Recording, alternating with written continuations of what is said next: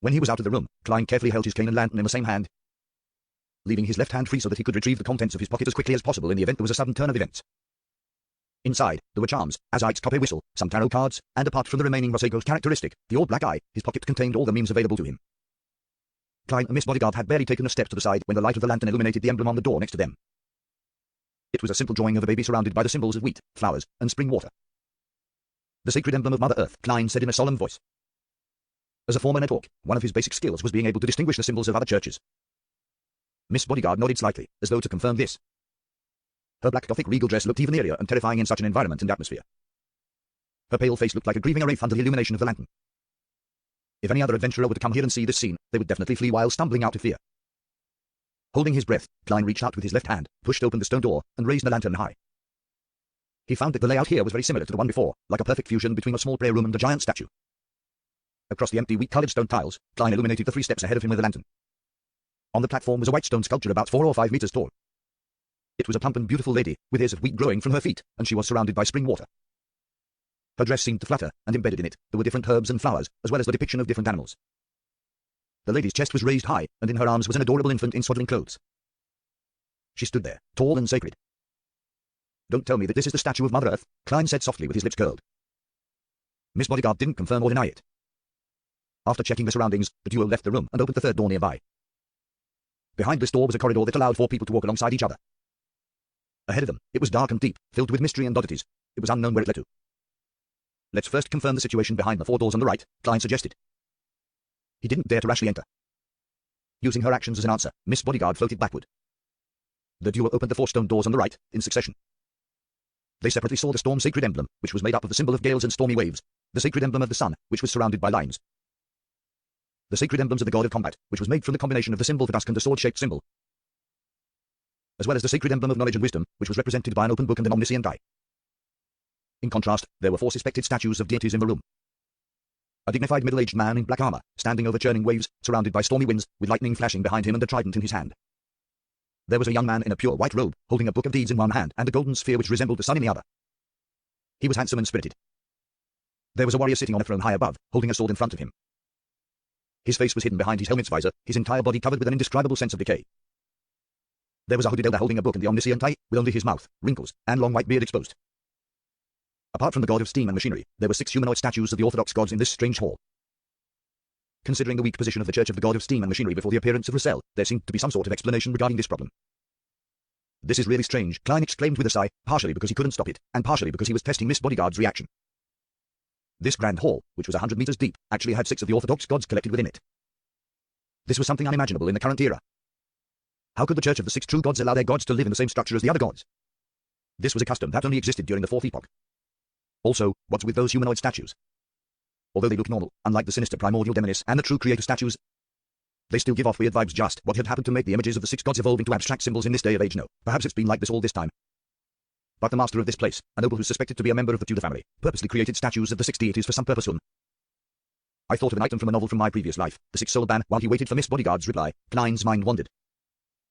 Miss Bodyguard didn't answer his query and instead said blandly, "There's another door." That's right. Klein suddenly felt fear. From his point of view, doors placed in the middle often had a special meaning, perhaps the core region of this ancient structure. Of course, this also likely implied the highest amount of danger. In his opinion, doors placed in the center often had a special meaning, perhaps the core of this ancient building. Of course, this also meant that the situation was most likely the most dangerous. What are your thoughts on that area? Klein hesitated for 2 seconds and directly asked. Under the situation of not being able to use the grey fog to eliminate any interference, he felt that Miss Bodyguard's spiritual perception and spiritual instincts were more reliable than his divination means at present. After all, she was in a very special state, close to that of her spiritual body, allowing her to communicate with the spirit world without any obstruction to gain revelations. Miss Bodyguard closed her eyes and replied a few seconds later, "Very dangerous. But the danger is subdued. Once you venture deeper, don't touch anything." Subdued danger, is this equivalent to having something sealed inside? As Klein guessed, he and Miss Bodyguard walked to the central stone door and stepped onto the dark floor. The light of the lantern seemed to dim a little as though it found it difficult to drive out the darkness ahead. Klein had his left hand in his pocket, holding Azite's copper whistle and the few charms. After about 30 steps, Miss Bodyguard suddenly stopped. Klein raised the lantern in his right hand and saw that the road ahead was blocked by boulders and dirt. On the left and right were 2 stone doors in the same shape as the ones in the main hall. The right side was ajar and filled with mud and stone. Perhaps this ancient structure was above ground back then, but for some reason, it eventually sank and collapsed, Klein mumbled. There's only one direction we can choose from.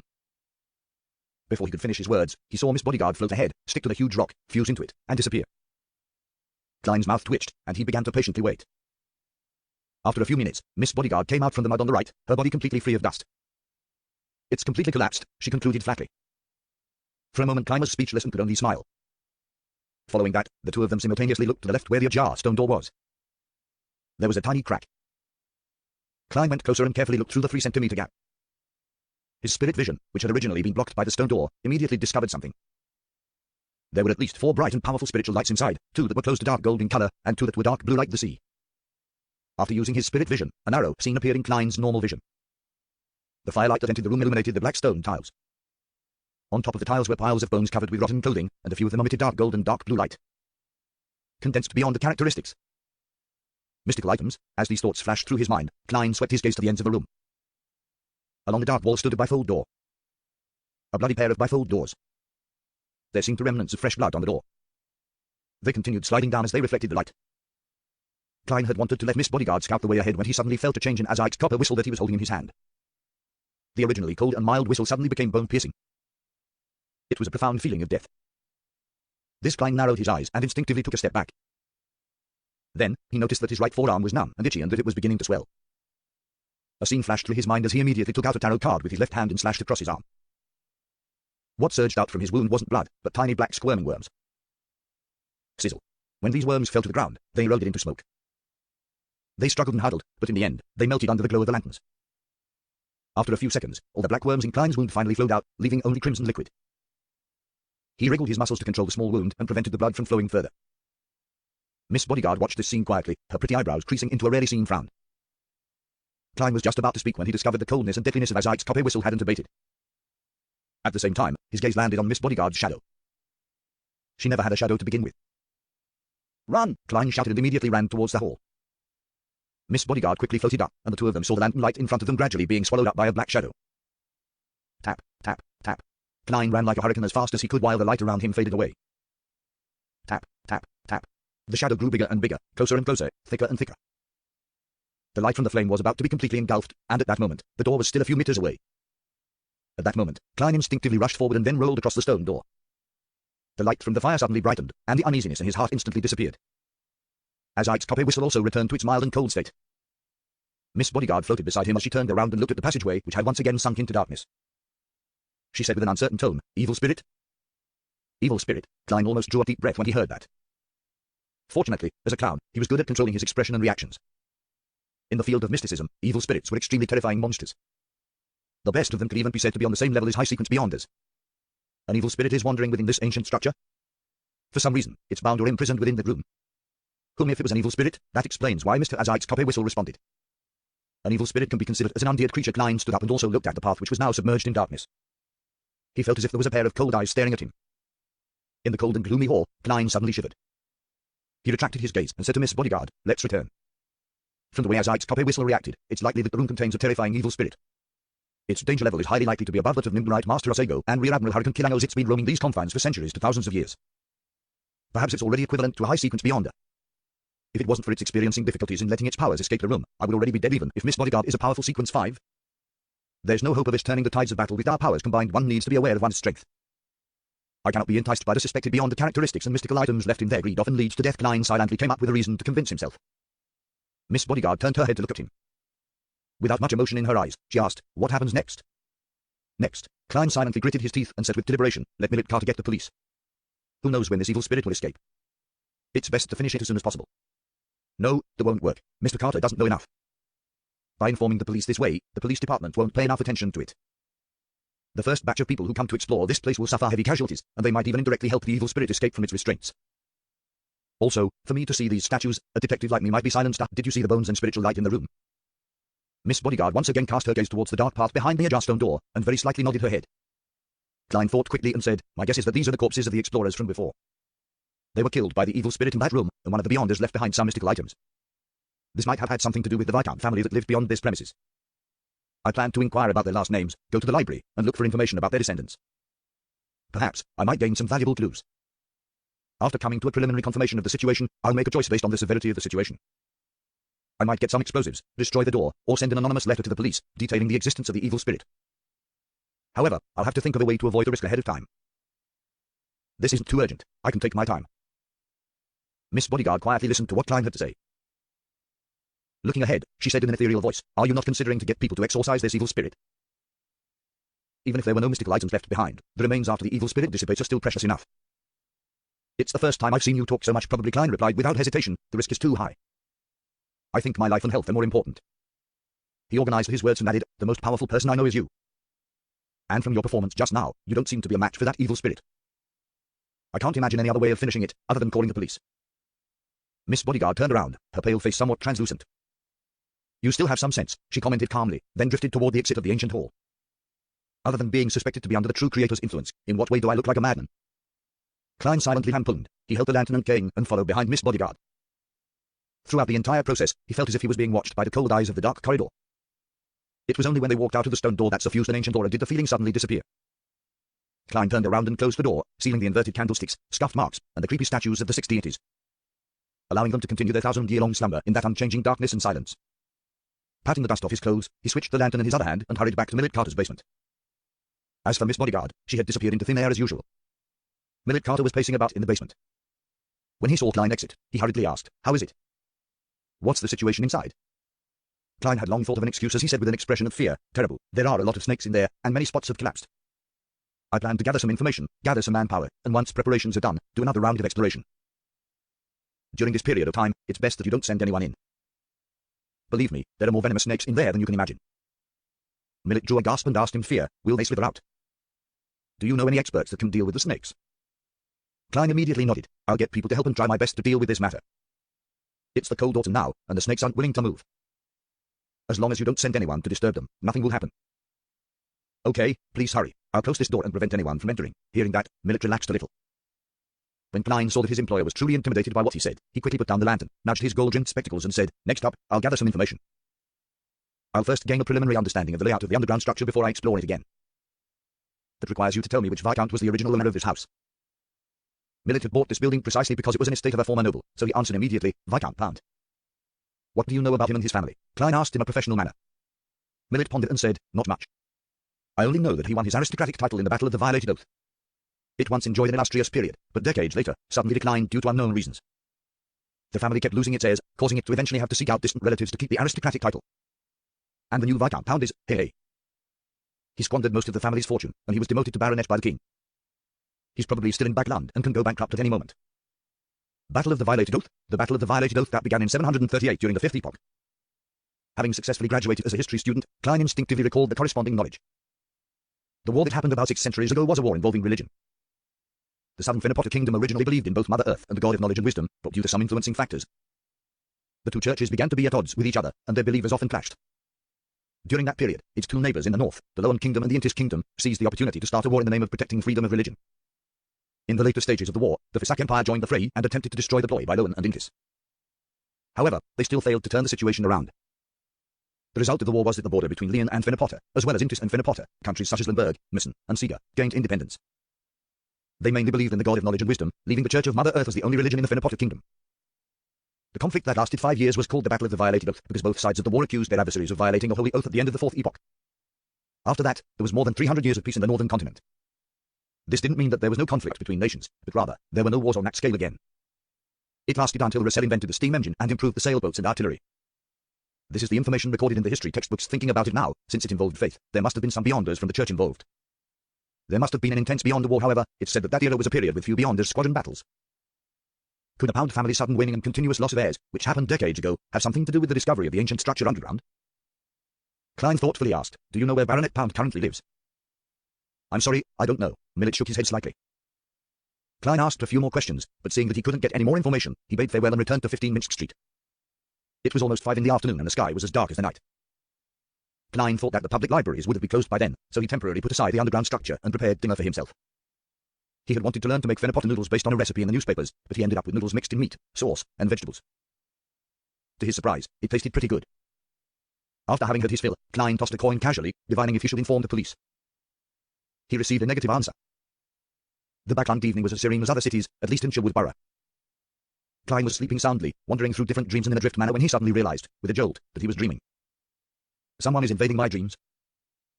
Klein resisted the urge to frown and pretended to look around in confusion. He found himself in a scorching yellow desert. A roar suddenly came from the sky, and a huge monster dyed in black and gold flew over.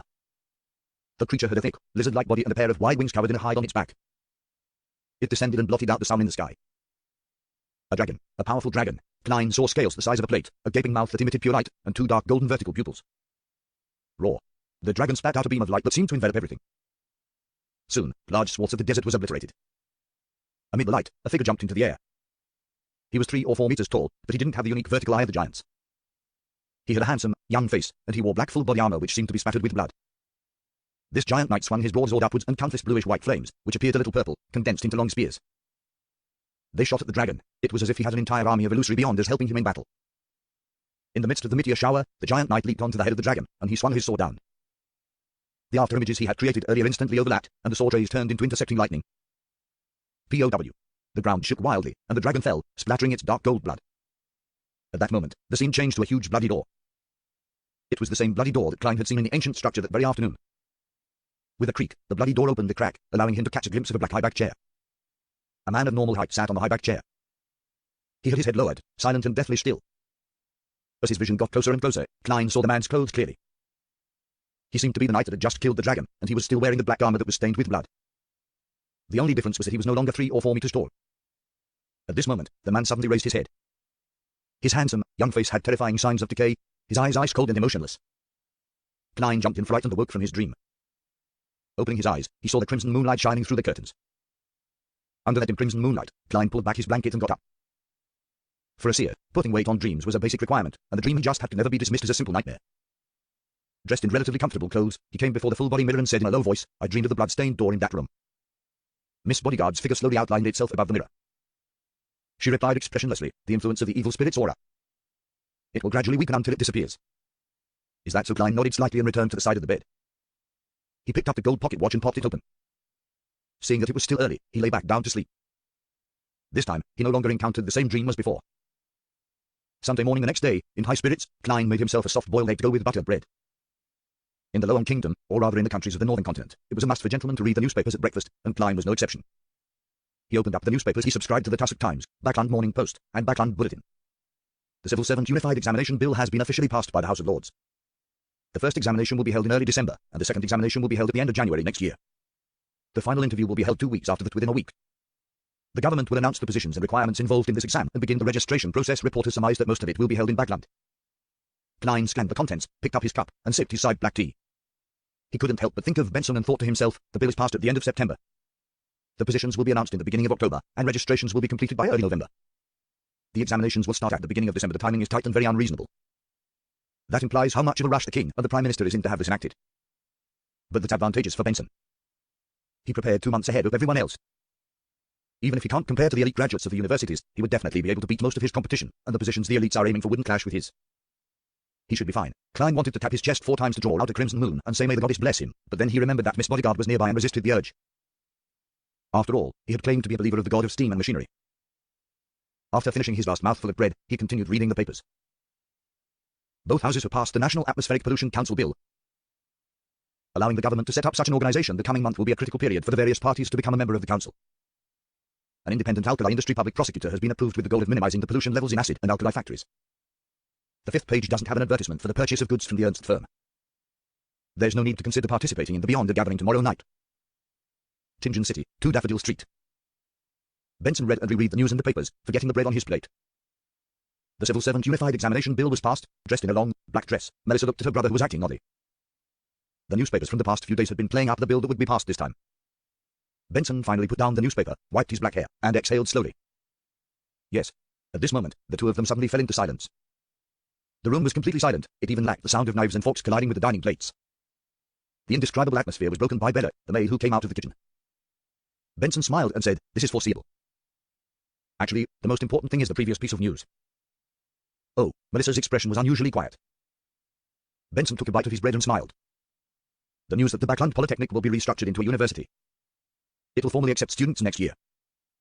It won't need tests on grammar and classical literature, but will instead focus on the technical aspects. It's very suitable for graduates and students of technical schools everywhere. Melissa, I think you can try. But, Melissa subconsciously retorted.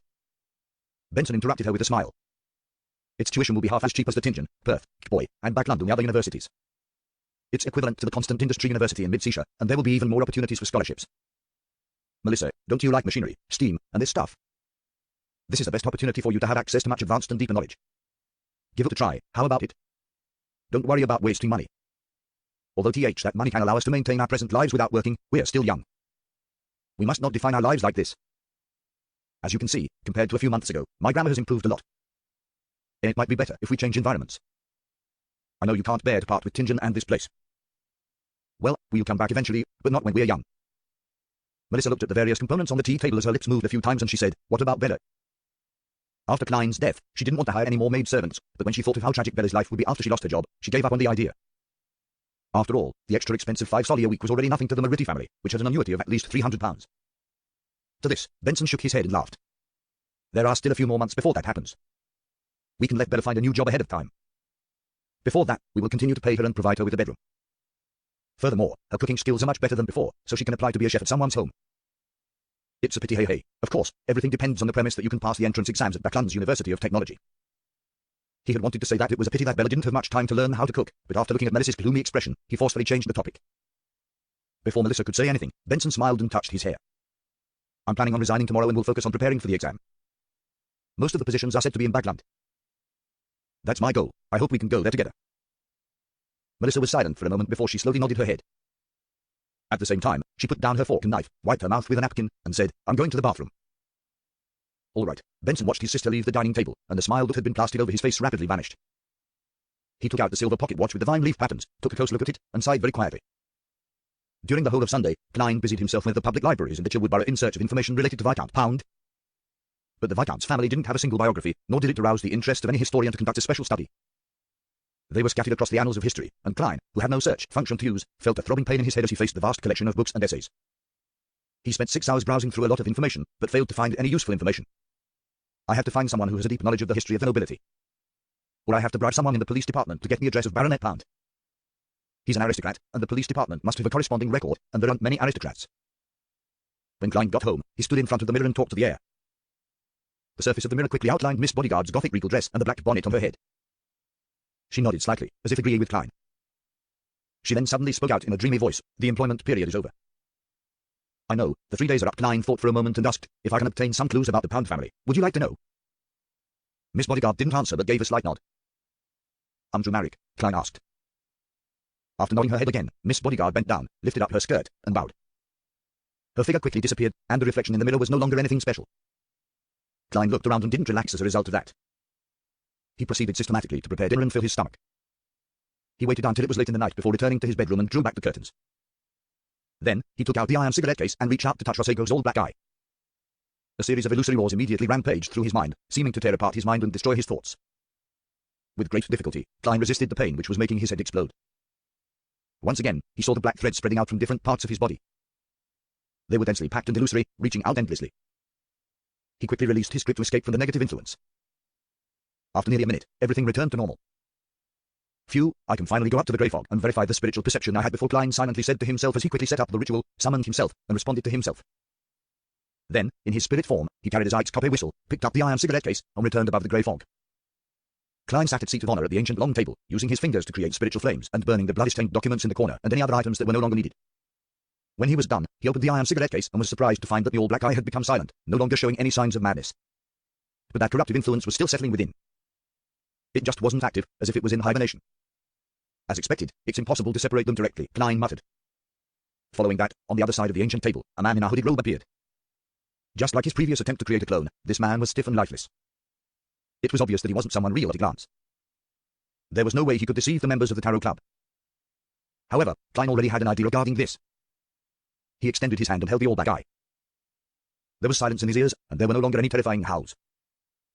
Using the amassed beyond characteristic, he could see that there were also black threads floating out from the fake body opposite him.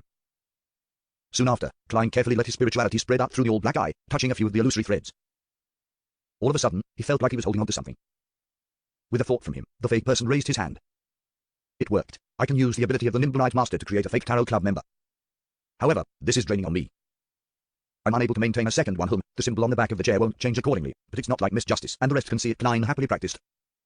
Over and over again, even learning how to manipulate his clone's throat and mouth to let him speak. When his spirituality was almost exhausted, he smiled and said to the fake person in front of him, "Welcome, new member. Which tarot card do you wish to draw?" After saying that, he closed his mouth. The fake person opposite him lifted his hand to stroke his chin as he laughed hoarsely. World.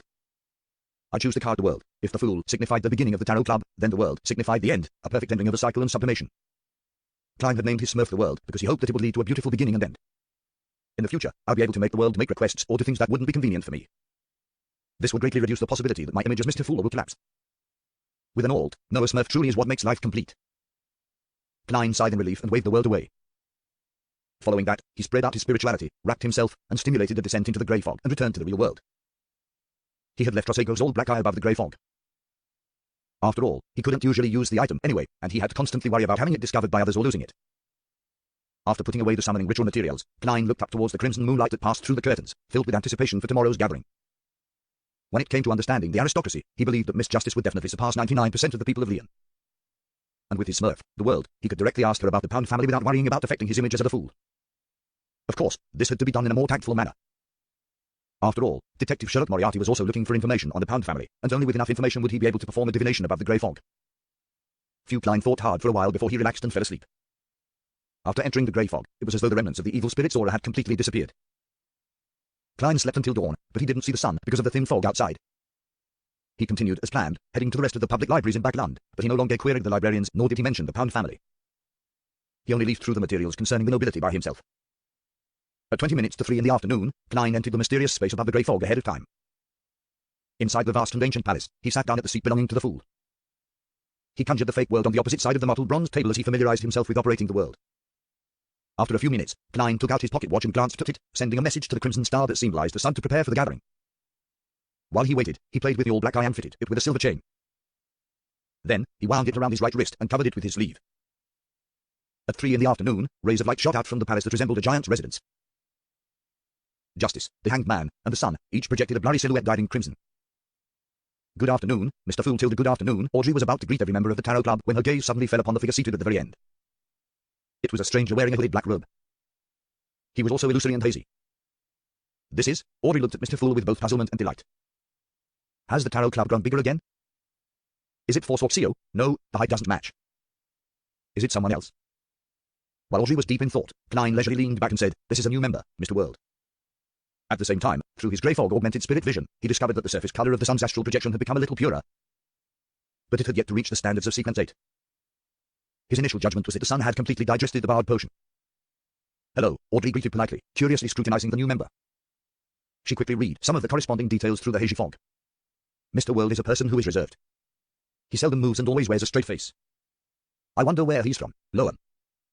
Intis, or a place as mysterious as the City of Silver?" Audrey nodded thoughtfully. After so many gatherings, she had deduced one thing from the fact that the sun couldn't engage in their conversations. That was, that he was most likely not speaking the Loan language, and that the information that he heard was most likely translated by Mr. Fool. After the Hanged Man, Alger, and the sun, Derek, greeted the world respectively, to which the newcomer gave a rather cold response, Klein looked at Justice and said, "The 2 candidates you have nominated are still under examination. I'll give you a simple task. You can entrust it to them in your name. This is part of the examination." It should be this strict. Not only was Audrey not disappointed, she even felt that it was only necessary. The members of the Tarot Club must be strictly selected. Not just anyone can become one. She thought proudly before adding in a somewhat guilty tone, "And for me to be pulled in by Mr. Fool at the very beginning shows that I was lucky, and luck is a unique quality as well." "All right, please issue the mission." Audrey gave an affirmative answer. Klein stretched out his right hand and placed it on the table, showing a picture of Lanivas and his dressing. "Investigate the man in the painting. He's in Backland." Klein had the portrait appear in front of Miss Justice. Audrey looked over and saw a young man with neatly combed black hair and round glasses. He had a full forehead. It was a colored oil painting, with taunting brown eyes that seemed abnormally protruded, and at the bottom were the words formerly known alias, Lanivas, and other information. It's a simple mission, which means that the target isn't strong, however. There must be something special about him that makes Mr. Fool aware of his existence, although it's a simple mission. There might be a deeper purpose behind it for someone as powerful as him. It shouldn't just be a test or he momentarily allowed her to throng her mind. Only after a few seconds did she say, "I'll entrust it to them." The 2 ladies seemed to have many connections in Backland, which would serve to help in finding Lanivas. After confirming the matters pertaining to his revenge, Klein fell silent, and he deliberately allowed his Smurf to take center stage. The worldie surveyed the area and spoke with a hoarse voice. "Mr. Fool told me that I can issue missions and gather ingredients here. Is that so?" "Yes," Audrey elegantly nodded and said. "However, you need to wait patiently. What's going to happen next is Mr. Fool's reading time. I completed my mission to assassinate Intis Ambassador Bakerland, but I didn't even mention it to occupy this period of time," she thought, raising her chin slightly. Miss Justice, you really have a great sense of mastership. I'll have to pay the price of knowledge later so that the assassination of Bakerland can truly come to an end. Klein looked away, amused, and looked over at the hanged man. Alger Wolfson didn't speak blindly because of the appearance of a new member. He remained silent and observed in secret. At this moment, when he saw Mr. Fool looking at him, he quickly and humbly bowed and said, "This time, there are still 6 pages. The final page will be given to you next time." "Sure," Klein nodded. The hanged man quickly focused his mind, recalled the contents, and expressed them with his mind.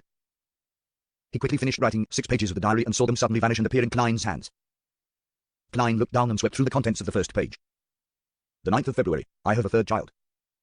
I named him Bornova. My eldest daughter, Bernadette, was lucky. Her mother and I were just low-sequence beyonders back then. She is free to choose the path she wants to take. My eldest son, Seal, is the most unfortunate. He inherited a minimal amount of beyond characteristics, but he has to follow my path. Perhaps he could make changes at sequence 4, but attaining high sequences are never easy. My second son, Bornova, was born between Bernadette and Seal. I have his characteristics equivalent to a sequence 5 beyonder. This has reduced the burden on me, allowing me to digest my potion even faster, accelerating my advancement. And when he was just born, he was already showing various traits of an astromancer. Zeratal came to congratulate me in secret and praised Bornova as a lovely angel. I asked this master of divination what he would accomplish in the future. He only smiled and didn't answer me. When I asked him about Seal's future, he finally said that death is an inevitable ending, but that might be a good thing. Seriously, Ass's words are always so vague that it makes one want to pry their mouths open. When I finally asked about Bernadette's future, he suddenly became very serious. He said she would hate me, detest me, turn her back on me, and she would become an important figure in the mysterious world. Sometimes, you really shouldn't ask about the result of a divination. I find it hard to believe that my adorable and kind Bernadette, who cares for her brother, adores her father, and pampers her mother, would hate me and betray me. Why would it happen? What excessive act did I do?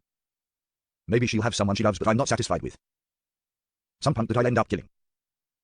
No, Zeratal isn't a soothsayer, and the divination he receives might be wrong.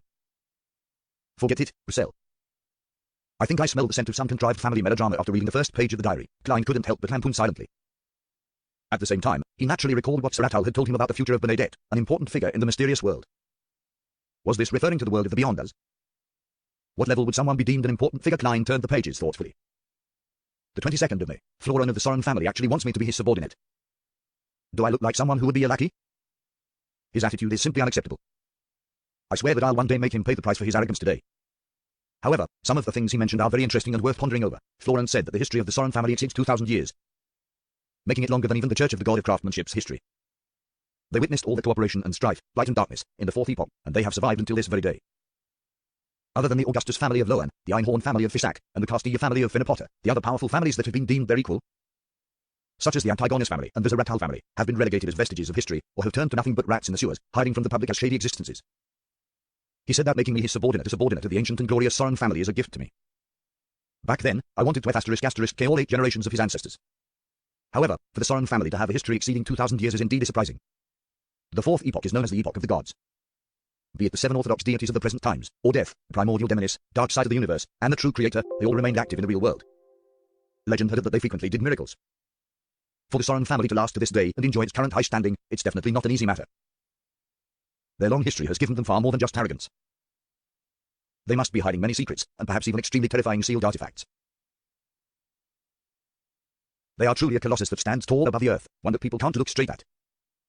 Upon reading this, Klein had a lot of ideas. For Russell to be able to overthrow the rule of the Soren family, he must have experienced a horrifying and heart-stirring struggle. Even if the Soren family didn't have a grade 0 sealed artifacts, they definitely had no lack of grade 1 sealed artifacts. Adding to the possibility of having high sequence beyonders, even if the Church of the God of Steam and Machinery fully supported Russell, it's unlikely that any good outcome might come out of it. Could it be that before all of it happened, the Soren family was already beginning to wane and weaken, and the Intis revolution was just an external manifestation of this state? What did they experience during that period of time? Did they lose sealed artifacts? Did the high sequence beyonders die? Did that attract the attention of many ambitious people? Whom, judging from this diary, the Augustus family of Loan is no stranger to the Antigonus and Zeratal families. Internally, they should have corresponding records. The Sun had previously mentioned that the city of Silver has endured for more than 2,500 years in the Dark Ages. According to my initial judgment, that's the date of the Cataclysm.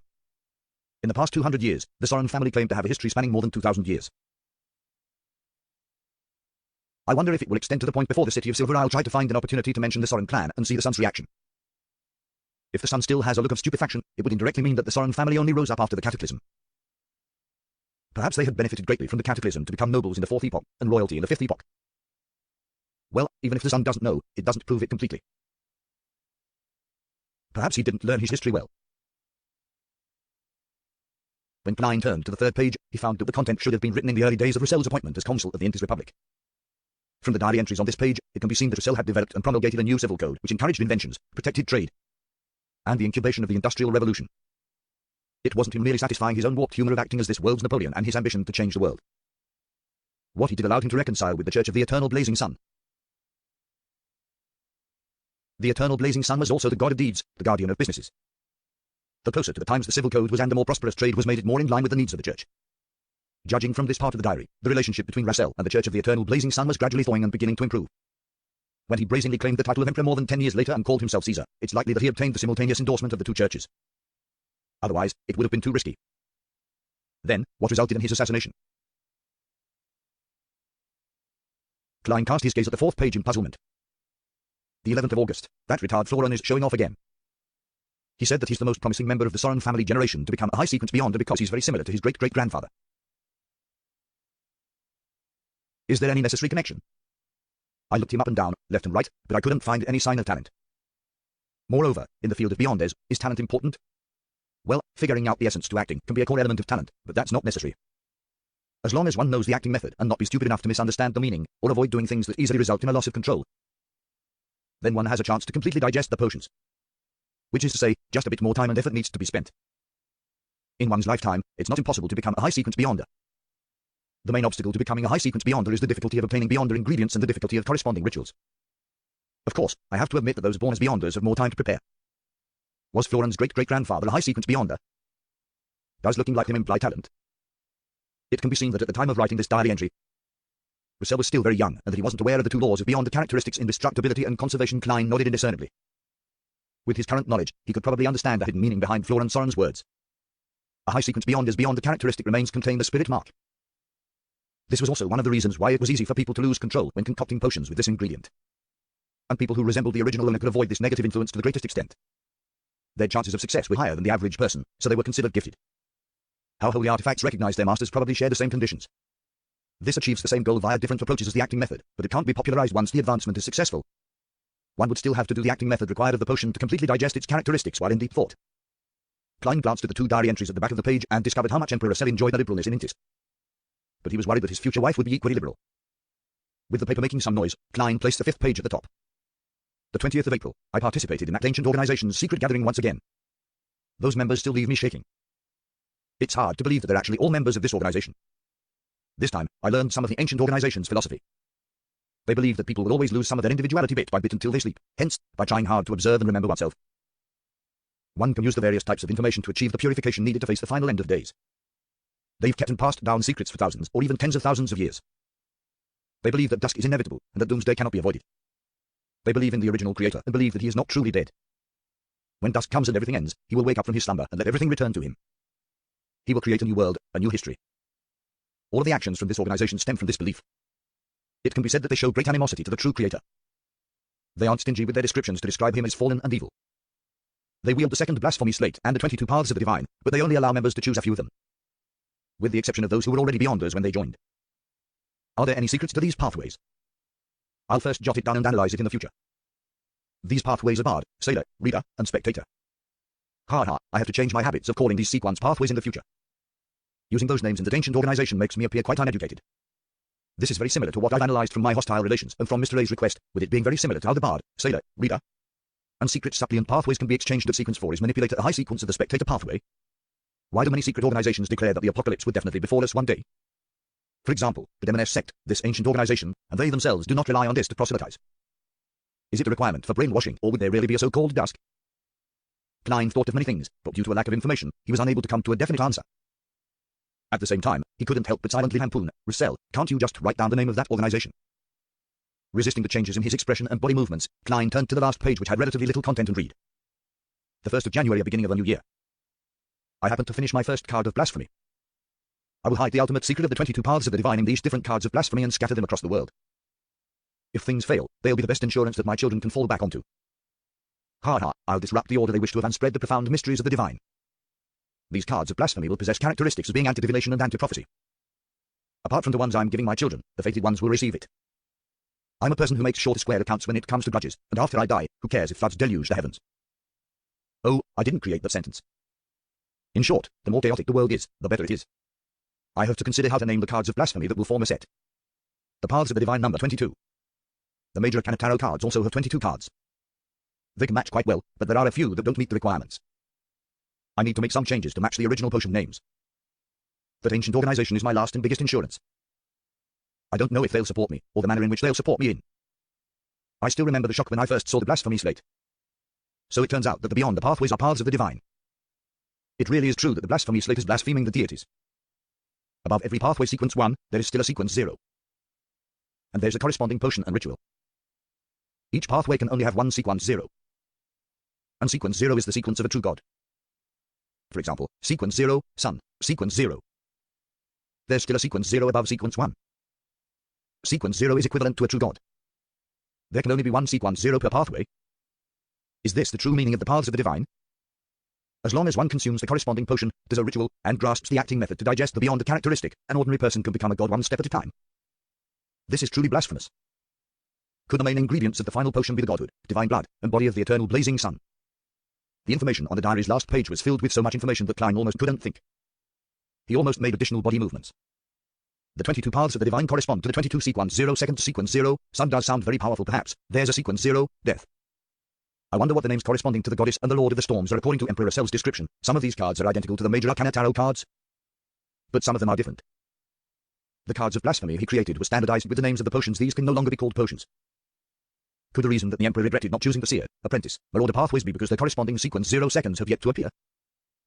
Then what was the reason for the sudden personification of the hidden sage, who was symbolically a deity? What was Russell plotting in the end? It feels like he became the enemy of everyone in the world, and that only seems possible if it was set into motion by that mysterious and ancient organization. The primordial demoness is the name of sequence 0 for the demoness pathway.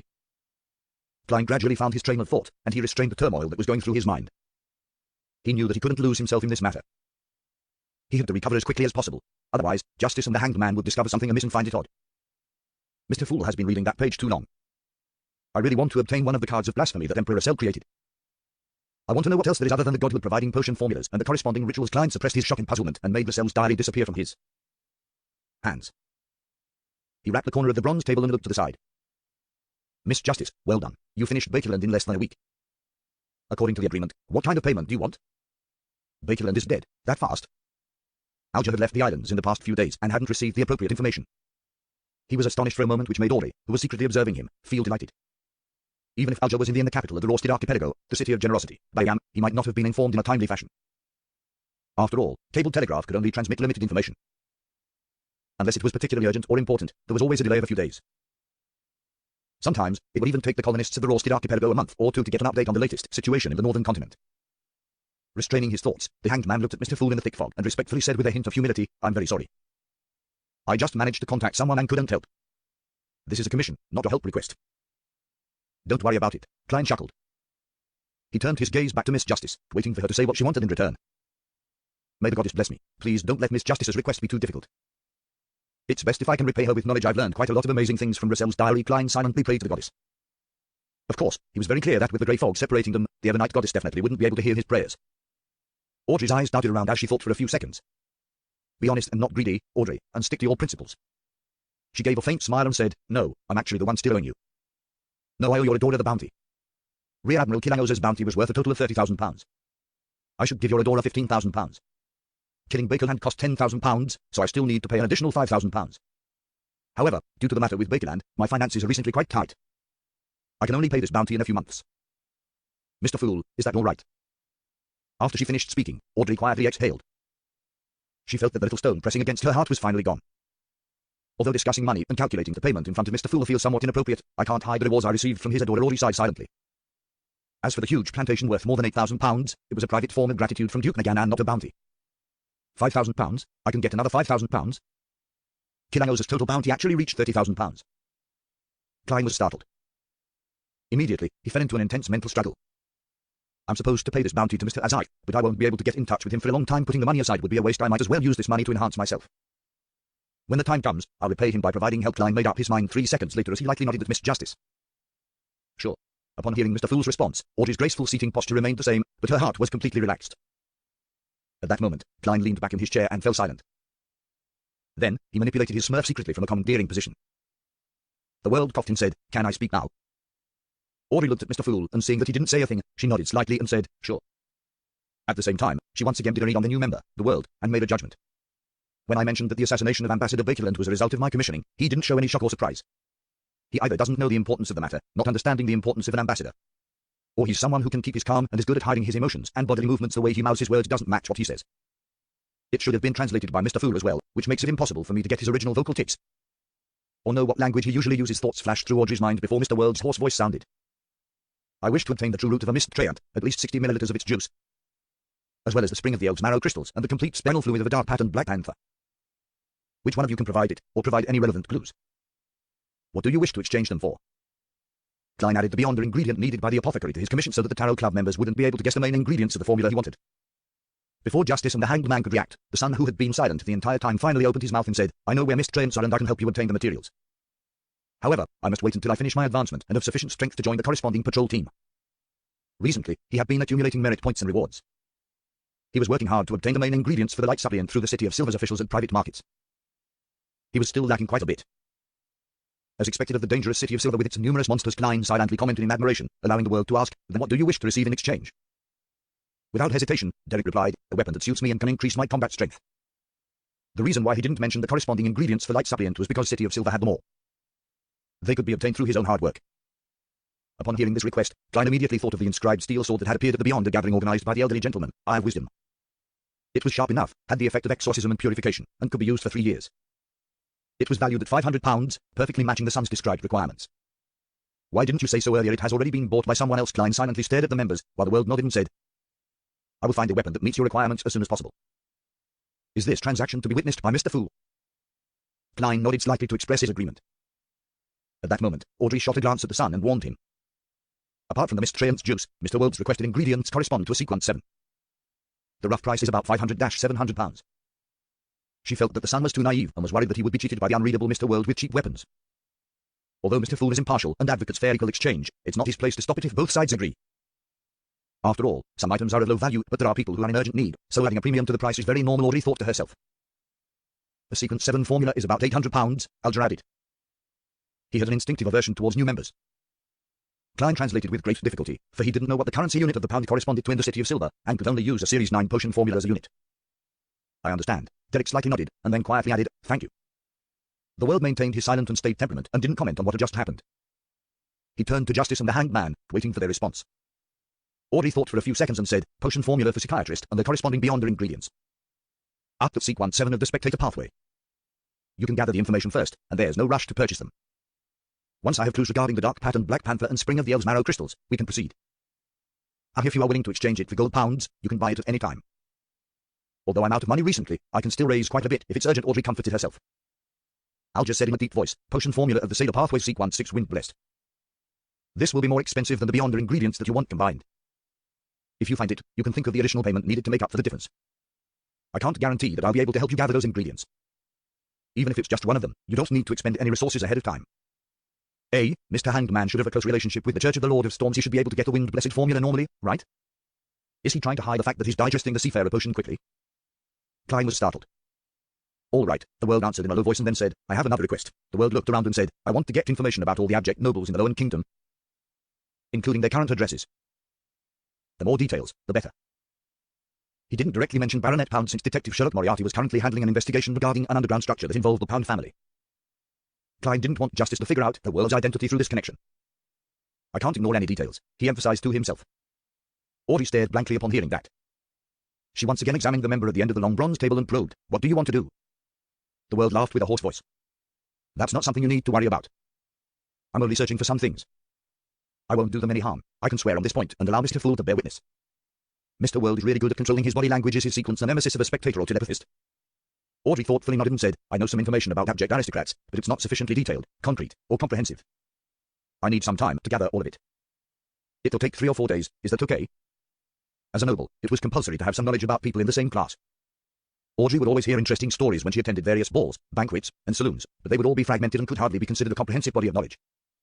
After all, she wasn't an expert in this field, and she still needed to fill in the details by flipping through books, asking around, and checking references to not miss any abject nobles. "No problem." The world laughed deeply. "Then, what payment would you like in return?" The things I can pay you with right now are some secret history from the fourth epoch, knowledge of some beyond the pathways, and a few formulas. But frankly, I don't think that information concerning abject nobles is worth sequence 7 or 8 potions. Hey, if you have any other requests, I can attempt to complete them. It's not of equal value to sequence 8 or 7 potion formulas, which means I'm unable to make a corresponding request for the psychiatrist formula Audrey began to ponder seriously. During this process, she sneaked a glance at Mr. Fool, hoping for a hint, only to discover that Mr. Fool was shrouded in the grey fog and had no reaction whatsoever. He was like a god staring at the land beneath him. All right, Audrey finally made a decision and smiled. I want to hear about knowledge regarding other beyond the pathways, but this is on the premise that I'm not aware of them. Dear Mr. Fool, can you be the judge for this? Yes, Klein answered calmly. Then, let's have a private conversation. Audrey looked at the world.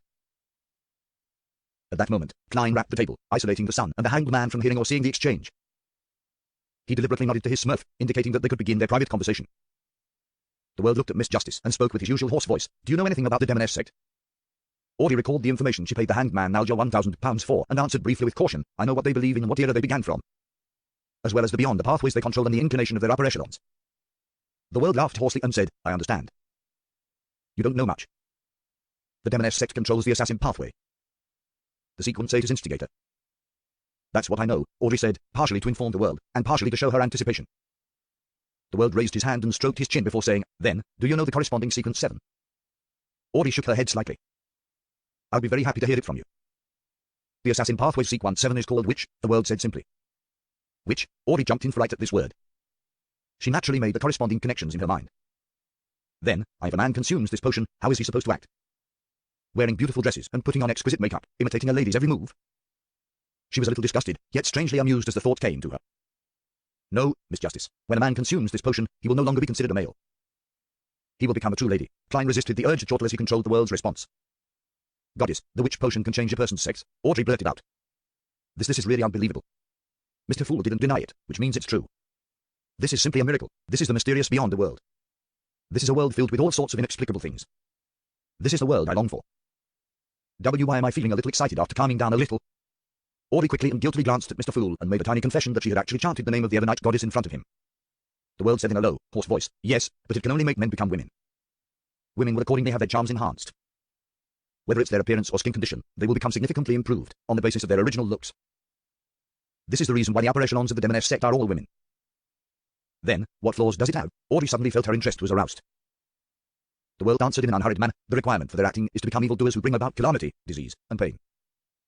Audrey exhaled slightly and felt a little disappointed. Her mind whirled quickly, and she immediately had a new question. If, and I'm saying if an animal consumes the witch formula without dying or losing control, would the enhancement of its charms be more suited to human tastes? Or focused on charms for its own species? For example, a female cat which makes all male cats and all cat lovers become fanatical towards it? The world was momentarily unsure how to respond. After a few seconds, he said, I've never studied such matters. Before Audrey could ask further, he added, the corresponding sequence 6 for the witch pathway is pleasure, or the Demoness of pleasure. The requirement for acting is to bring pleasure to both men and women, mainly in that aspect, as well as controlling or influencing them. The Demonesses of this sequence are very good at using special spider silk. Audrey gaped her beautiful mouth, then she silently closed it again, deeply regretting her pinings from before. By knowing such information, it will allow you to effectively identify Demonesses. Hey, are you pleased with this payment? The world asked. Audrey nodded gently and said, it helps me a lot. The deal is completed. I will help you gather information on the abject nobles as soon as possible. Shall I give it to you the next time we meet? The world thought for a moment and asked, can it be faster? Then, I'll offer the information I gathered to Mr. Fool and request that he bestow them to you. Mr. Fool, is that okay? Audrey turned her head and asked. In the thick grey fog, Klein nodded his head in agreement. At the same time, he busily controlled the world to whisper, He detected the different way she said the word. Noticing the world's astonishment, the corners of Audrey's mouth curled up slightly, her eyes rolling upwards as she intentionally didn't make any explanation. Klein rapped the long bronze table, indicating the end of the private exchange. Then, he once again manipulated the world to say, I have one more problem. This newcomer has indeed accumulated a lot of requests. Audrey looked over, unsurprised. Alja and Derek both indicated they were listening through their body language. The world said hoarsely, I want to know if there are any more high-sequence beyonders in the Soren family in Intis. While the world spoke, Klein looked at the sun through the corners of his eye and saw that the youth didn't have any additional reaction. From the looks of it, the city of Silver doesn't have records of the Soren family. This family most likely made an uprising after the cataclysm. Klein looked around thoughtfully and discovered Justice and the Hanged Man looking at each other, obviously unaware of the answer. The sun was undoubtedly at a loss and silent. Thus, he lightly tapped the table again and said, let me answer this question. What can you pay for it? Before he could finish his sentence, Klein hurriedly controlled the world to say, a formula, a sequence 7 formula. Okay, deal. Klein created an environment for a private exchange as he silently stared at his Smurf for a few seconds. Ori and Alger, who were blocked, once again felt how unfathomable Mr. Fool was. They were both curious about the answer, but they also felt that it was of no use to them. It wasn't worth it to spend a sequence 7 potion formula in exchange for that. After the private exchange, Klein deliberately made the world bow and say in a hoarse voice, "Honourable Mr. Fool, thank you for your answer. It was very helpful to me. This is an equivalent exchange. There's no need to thank me." Klein endured the gauzy bumps that suddenly surfaced on his skin as he answered indifferently. The open communication that followed lasted less than 10 minutes. Then, he announced the end of Tarot Gathering before severing the connections with the Crimson Stars. After the figures of justice, the Hanged Man, and the sun dissipated into streams of light, Klein looked at the world and chuckled. With a Smurf, a lot of things are really much more convenient. Unfortunately, the All Black Eye cannot be used outside the grey fog. What a pity. As he thought that, he controlled the world to stand up and bow, then he let it melt into the majestic palace. As he had to divert some of his attention in order to control his Smurf, Klein had expended a great deal of his spirituality. He didn't continue staying in that space, and after retrieving the All Black Eye and placing it behind the bronze table, he immediately returned to the real world. At that moment, there was a rare case of background sunshine, seen in autumn or winter, behind the tightly shut curtains. Klein didn't have the time to take in this view. He slept for half an hour to recover some of his energy. After waking up, due to having gained the Miss Justice as promised and the fact that it wasn't urgent, he had no plans on searching for information at the library, and instead decided to head to one of the many cemetery sites on the outskirts of Backland before nightfall. Klein was going to test the influence of Azite's copper whistle to understand its scope and limitations. Of course, the experiment would only be carried out after dark. The reason why he was heading out now was that it would be very strange and very eye-catching to hire a carriage to visit a cemetery in the evening. When the steam metro arrived at the southern bank of the Tussock River, Klein rented a carriage and headed to the Aston Cemetery on the outskirts of the South Borough, which was managed by the Church of the God of Steam and Machinery. Under the darkness of dusk, the trees around the cemetery seemed to bare their fangs and brandish their claws, blocking out the light like monsters lurking in the darkness. After the carriage driver took the 4 solid Klein paid, he looked at the cemetery and muttered, "Do you need me to wait here for you?" "No, there's no need. I'm here to visit a friend." Klein came up with an excuse, and he immediately noticed the change in the driver's face. "This is a cemetery to visit a friend." With the sky already dark, the driver could hear his own heart thumping. Klein jolted to his senses, smiled, and added, "He's the tomb keeper here." The carriage driver was immediately relieved, but he didn't dare stay. He quickly drove the horses and left. Klein circled the graveyard until the night truly set in. After dark, the smoke and dust emissions decreased by a lot. In addition to the biting cold wind, the fog in the air thinned a lot. Although few stars could be seen, the crimson moon made a furtive appearance, covering the ground with a veil-like glow. Klein tapped his chest 4 times clockwise, drawing out the crimson moon. Then, he put on his gloves, pushed himself over the iron fence, and entered the cemetery.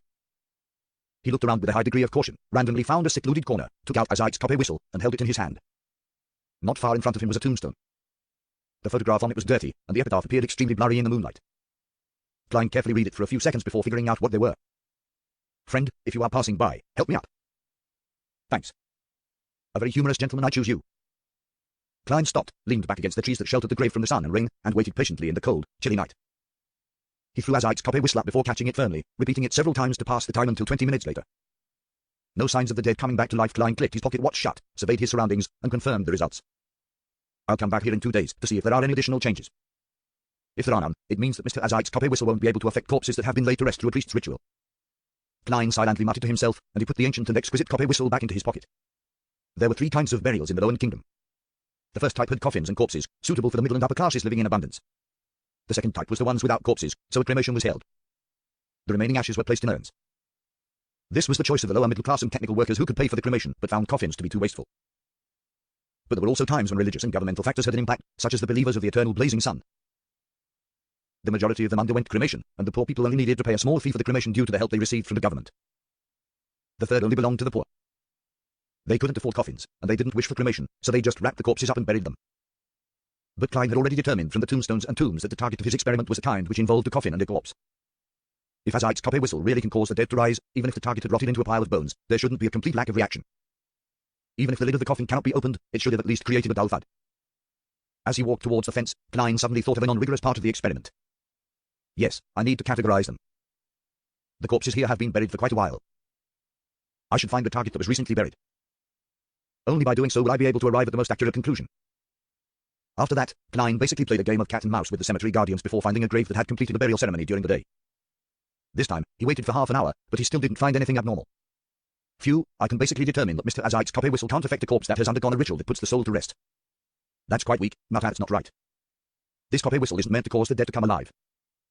It's used to summon messengers, so affecting a corpse is a negative effect." Klein tightened his double-breasted coat and walked toward the iron fence.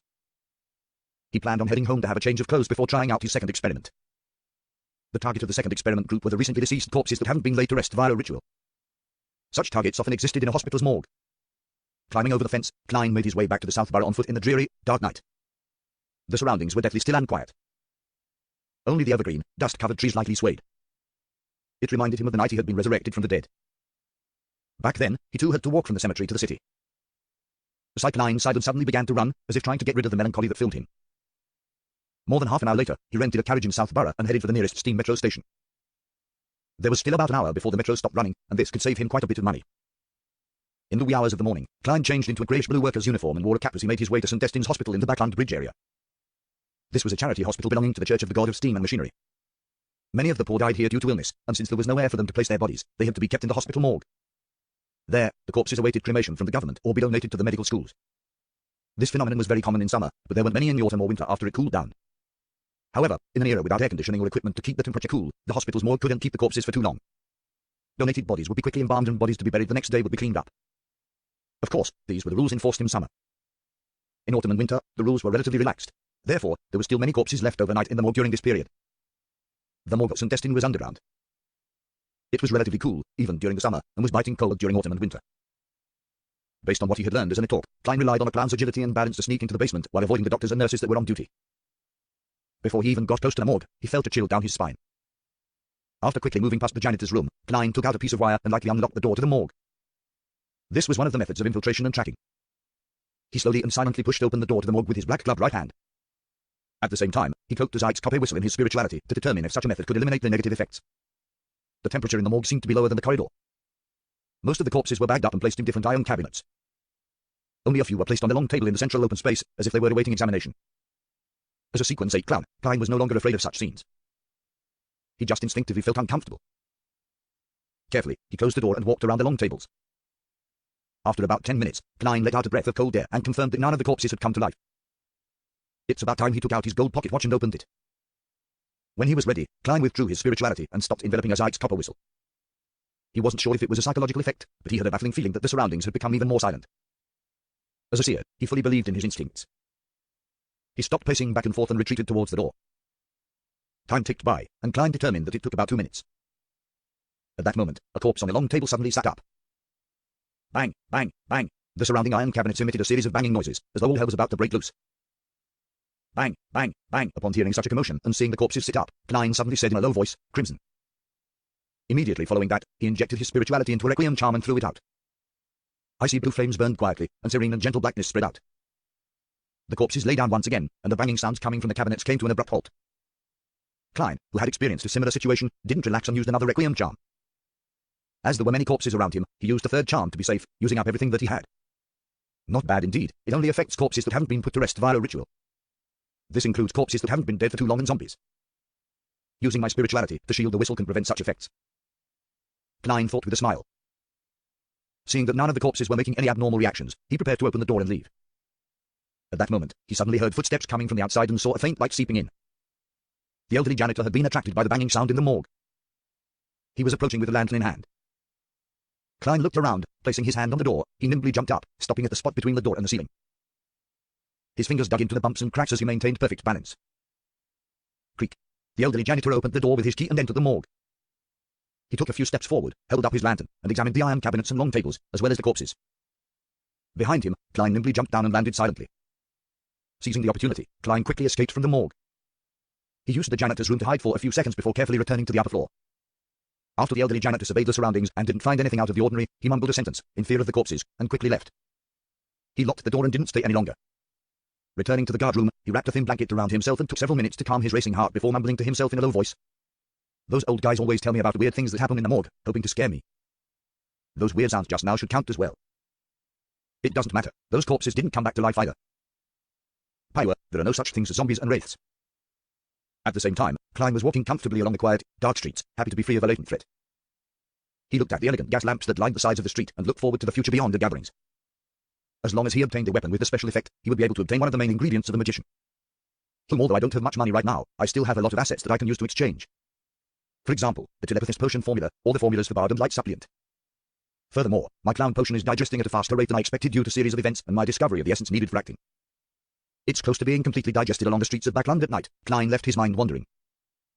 on the outskirts of Empress Borough, in a wide, empty horse track. Audrey Hall deliberately led a chestnut mare to a corner and pretended to discuss something with Viscount Glayne.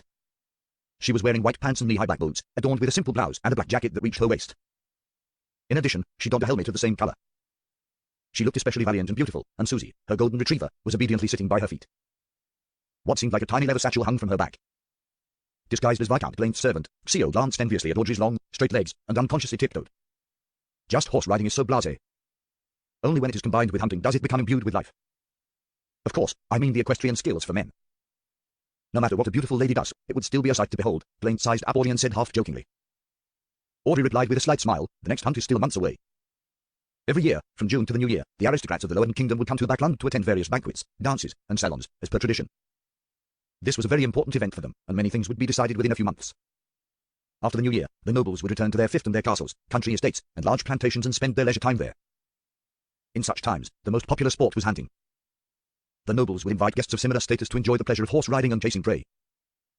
As long as their financial situation allowed it, they weren't stingy with buying hounds. The most famous of the hounds was the foxhound. I already miss that life. Backland is a place where people feel constrained, and its air is indescribably terrible. Of course, I still enjoy its extravagance. Viscount Glayne wore his gloves and stepped back to make it easier for Audrey to talk to Xio and Force. Honourable Miss Audrey, why have you called us here this time? Xio initiated the question as she retracted her gaze. Audrey took a large portion of most of her recent income. She was honest and generous, a rarely encountered good employer. I seem to smell the ink of money again. Hopefully, the mission wouldn't be too difficult. Miss Audrey is perfect in every way, except for one thing. Every mission is unexpected and very dangerous, Xio thought, feeling both anticipation and apprehension. She couldn't help but glance sideways at Force. She noticed that her companion, disguised as a maid, was looking right at her. The expressions reflected in their eyes looked very similar. Audrey held her gloves, smiled reservedly and elegantly before saying, "It's a simple request this time." As she spoke, she motioned with her eyes for Xio and Force to open the leather satchel on Susie. Xio, who had always been known for her proactiveness, immediately took 2 steps forward and bent down to reach out with her hand.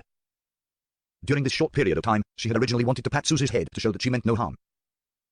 But just as she extended her right palm, Susie had already turned her head, turning her body half around, placing the small leather satchel in front of her. Unusually popular with animals, for example, mosquitoes, Xio kept her expression unchanged as she unzipped the satchel and took out a stack of papers from Susie's leather pouch. She stood up and took a look at the stack of papers. She saw that it depicted a young man with ordinary looks, but his neatly combed hair, round glasses, and mocking brown eyes all looked very familiar to her. I must have seen him somewhere. Xio looked down and saw the corresponding description. Formerly used name, Lanny Vass, wanted swindler. I know where I've seen him before. Xio was suddenly enlightened and almost made an inelegant gesture of slapping her forehead. Before she met Audrey, one of the main sources of her income was flipping through newspapers, researching wanted posters, and using her connections in many gangs in East Borough to seek out criminals who were worth fat bounties. I had thought of finding this Lanny Vass, who was a bounty of £100. Besides, he swept away more than £10,000 in cash. However, I've recently been too busy with Miss Audrey's requests and had forgotten about this matter. Xio and Force looked at each other and then asked frankly, "How much is this request worth?" "How much is the request worth?" Audrey was startled for a moment. She had completely forgotten the matter of payment, as from her point of view, it was a test from Mr. Fool. When were examinees ever given money? £100, Audrey deliberated and gave a number. Deal. Xio and Force answered in unison. If we can catch him, not only will we receive £100 from Miss Audrey, but we can also obtain an equal amount from the bounty. What a great mission. Xio asked casually, her eyes shining. "Why are you looking for this swindler? Did he swindle you of your money?" "I don't even know who he is. It's really a simple request. £100 was enough to complete the deal. There's no need to tell Mr. Fool about this." "It's only £100, Audrey," with a polite smile, ignored Xio's question and instead mentioned, "I received word that he's in Backland." "Ah yes, there are a dozen or so portraits here, different portraits. I took into account that Lanny Vass must have disguised himself, so I'm giving you pictures of him without glasses, with a beard, with a change of hairstyle. Pictures based on conjectures. I'm also very good at drawing and painting." Audrey tilted her chin. Xio immediately forgot her previous question and said in pleasant surprise, "This is really good news." She felt as though she could already see the bounty of £200 beckoning at her. The mysterious person she had met at Mr. A's gathering had yet to establish contact with her. Therefore, all she could do was continue with her business of earning money. Audrey nodded indiscernibly. She muttered, "Do you have any leads on the matter regarding the psychology alchemists?" Force adjusted her long curly hair, looked at Viscount Glayne, who was listening to the side, and said, "I recently joined a new Beyond the Gathering. Rumour has it that the Spectator and Telepathist potion formulas have previously appeared there. I'm suspecting that one of the members from the gathering is from the psychology alchemists. I'll apply to bring you with me the next gathering." All right. Audrey deliberately didn't hide her joy. She had read their true state of mind from the colours, body language, and the subtle expressions of Xio and Force, to judge their enthusiasm for the mission. They didn't lie regarding the psychology alchemists either. Viscount Glayne mumbled, "Audrey's matters seems to be on the brink of success. Where's my formula, Audrey?" "There are really no clues as of yet. The apothecary pathway is mostly in the south, where the Phenopota kingdom is. Force gestured with deep regret. All right, I'm still young. I'm only in my early 20s. I still have time to wait, Geraint replied in a humorous tone. All right, thank you for your help. See you again next time. Audrey bowed gracefully, wore her gloves, and mounted her horse as she rode down the track. Susie happily followed, as if she had found new entertainment. As he spent the night experimenting, it was already 9:34 of a Tuesday morning by the time Klein woke up. Biting into a piece of bread slathered with butter, he wore his coat and hat, hurried out the door, and wrote on the message book hanging by the doorbell's pull rope. Owner is out and will be back after 5 in the afternoon. Actually, he didn't have much to do. It was purely to guard against the sudden visit from Millet Carter. If the other party found out that the detective he hired for a full £50 wasn't out and about, searching for information or organizing people to confirm the layout of the structure, and was instead at home leisurely drinking tea and reading novels, he would surely revoke the commission and not pay the last £40. I really have nothing to do but wait for Miss Justice's information. Klein stood at the end of the street and looked at the haze in the sky, while helplessly muttering to himself. He had already decided last night where he would spend the day. In the morning, I'll practice shooting at the Quirag Club, read the newspapers, enjoy a free lunch, take a nap in the afternoon, exercise through playing sports like squash. Once the Bravehearts bar opens, I'll take a carriage there and see if I can learn about more beyond the gatherings from Caspar's. Klein had no intention of looking for Marek. Although he was certain that he had more than one circle of Beyonders, he was afraid that Miss Bodyguard would also belong to those circles. It wouldn't be convenient for him to sell potion formulas, as it would arouse a high degree of suspicion. Since the true creator has given you the ability to divine and a strong body, would he still grant you potion formulas that you do not need? It's impossible just thinking about it. Klein filled in the details with his imagination as he boarded the public carriage that headed for Hillston Borough. Half an hour later, he entered the Quirag Club and saw an acquaintance. It was Talim Dumont, the equestrian teacher who had recommended him to the club. He was Mary Gale's friend. Dressed in a black tweed overcoat, the brown-haired Talim walked over. He sized up Klein and said with an odd smile, "Good morning. Mary and Durag are getting a divorce. Are you suspecting the reason why I joined the club?" Relying on the clown's ability, Klein easily made a surprised expression. "Really? That is really surprising." Talim gave him a deeply suspicious look and suddenly laughed. "I have a friend who's been troubled about something recently. I want to know how good your marksmanship and fighting skills are." "A commission? He only asked about my marksmanship and fighting skills, not reasoning." "This is a request involving violence." Klein smiled and said, "I was planning on heading to the shooting range." "You can take a look, but fighting requires an opponent to be able to see my standard." "I've learned how to fight before," Talim eagerly replied. Bang, bang, bang. Holding on to a revolver that he rented from the Quirag Club with one hand, Klein pulled the trigger repeatedly, hitting the bullseye accurately, with the worst shot hitting the 8 ring. By feeding his practice with live bullets, along with the superhuman control that he had after becoming a clown, his marksmanship was considered rather excellent. "If I continue practicing for a few months, I could even be considered a sharpshooter." Klein unloaded the revolver in satisfaction and cleared the empty shells. They fell to the ground noisily as he looked at Talim Dumont with a smile. "Are you satisfied?" "Very good." The equestrian teacher, Talim, had already taken off his black tweed overcoat and light grey sweater and adopted the boxing stance. "Come on, let me see the standard of your fighting skills. I can't tell you frankly that I've received training as a trainee knight since I was young, and I've never let it go to waste. As a Beyonder, if I can't even beat an ordinary man who has only received training, then I might as well die." Klein cursed silently. Without taking off his double-breasted coat, he set down his revolver. Klein took 2 side steps and gestured to Talim that he could begin. He originally wanted to wriggle his finger to add to the atmosphere, but when he thought of the other party's strength, he couldn't be bothered to waste his time. Talim appeared to be a little excited as he began bounce-stepping a little. He suddenly pressed forward and threw out a punch to the right. Klein blocked and grabbed with his left hand, bent low and twisted his waist before reaching out his right palm, and did a smooth backflip. Thud. Talim flew out, landing on his back. Klein didn't exert any strength towards the end, only throwing him off his feet through the use of inertia. "Impressive." Talim quickly stood up and gave a thumbs up. As expected of a famous detective. "Your marksmanship and fighting skills are excellent.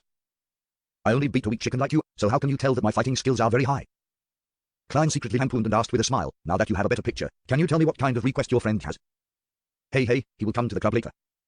You can talk amongst yourselves." Talim massaged his back as he said, "As for what the request exactly entails, I'm not sure either." "Oh right, he's a reporter at the Daily Observer, Mike Joseph. He's probably hoping for some short-term protection." "All right." Klein didn't ask any more questions. He continued practicing his shooting, but he didn't limit himself to a revolver. He also practiced with a hunting rifle, a single-shot rifle, and a repeating rifle. He hoped that if he encountered any problems in the future, he would be able to use any of the firearms around him. Shortly before 12 noon, he returned to the first floor, went into the buffet cafeteria, and got a serving of roast chicken and a piece of pan-fried steak, as well as the club's limited supply of cream cheese lobster.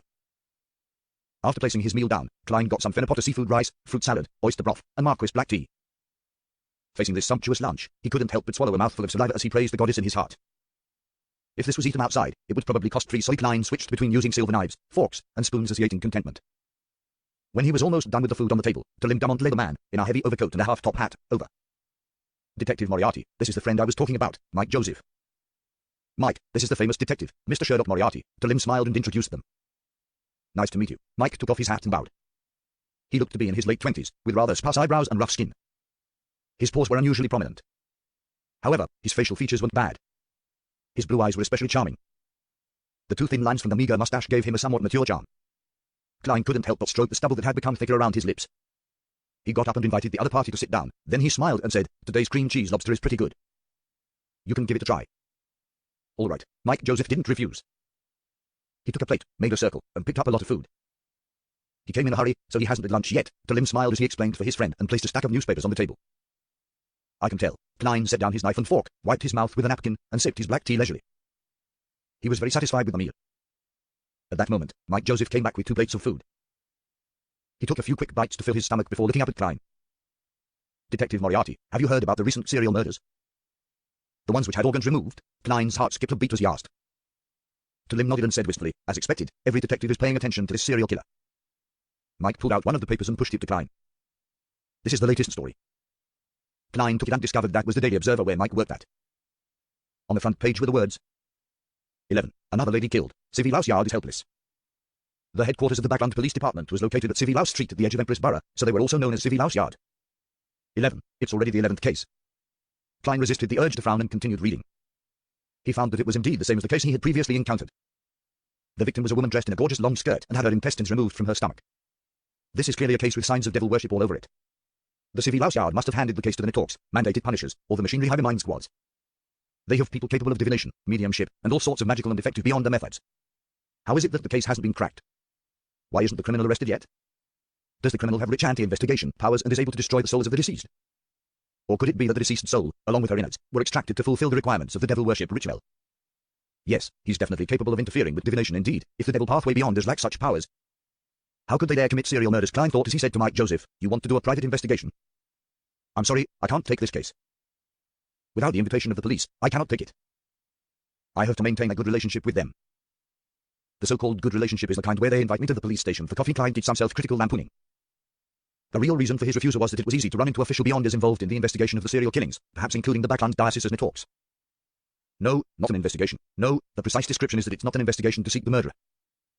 I just want to finish my report. Mike Joseph swallowed some shrimp and explained. Report. Klein put down his white enamel cup, crossed his hands, and leisurely asked Mike Joseph. Mike Joseph said, "If you buy the Daily Observer tomorrow or the day after, you'll see my in-depth coverage on the serial killings. The most important part is my reveal of what the victims have in common, so as to alert people who fall into this group." "Oh, what do they have in common?" Klein asked curiously.